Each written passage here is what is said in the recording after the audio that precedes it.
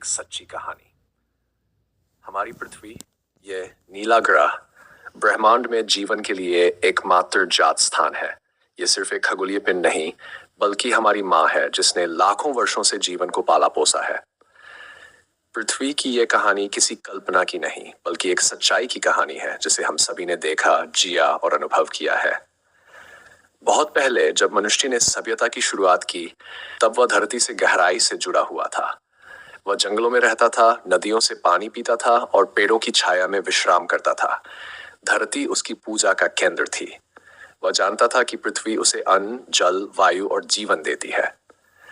लेकिन जैसे जैसे विज्ञान और तकनीक ने प्रगति की, मनुष्य ने विकास की दौड़ में धरती को नुकसान पहुंचाना शुरू कर दिया।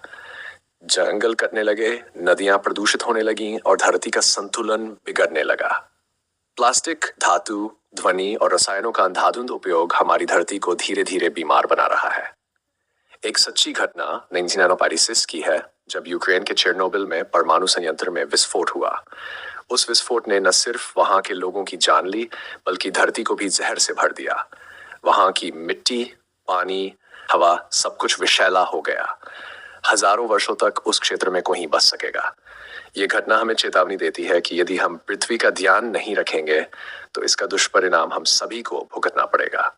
आज भी धरती हमें संकेत दे रही है। बढ़ती गर्मी, पिघलते ग्लेशियर, भीषण बाढ़, सूखा और अनियमित मौसम, ये सभी धरती की पुकार है। लेकिन अच्छी बात यह है कि कई लोग और देश अब जागरूक हो रहे हैं।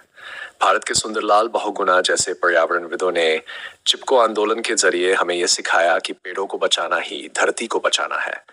कई स्कूल, कॉलेज और संस्थाएं अब पर्यावरण शिक्षा को महत्व दे रही हैं। हम सभी के छोटे छोटे कदम भी इस कहानी को बदल सकते हैं, जैसे प्लास्टिक का कम उपयोग, पेड़ लगाना, जल बचाना और ऊर्जा की बचत करना। ये सब धरती के लिए उपहार होंगे। पृथ्वी की ये कहानी अधूरी है, क्योंकि इसका अंत हमारे हाथ में है। यदि हम अभी से सजग हो जाएं और धरती को अपनी माँ समझें, तो यह कहानी एक सुखद अंत पा सकती है। वरना यह सच्ची कहानी एक दर्दनाक चेतावनी बनकर रह जाएगी। धरती हमारी नहीं, हम धरती के हैं। यह भावना ही हमें अपनी जिम्मेदारी का एहसास दिला सकती है। अगर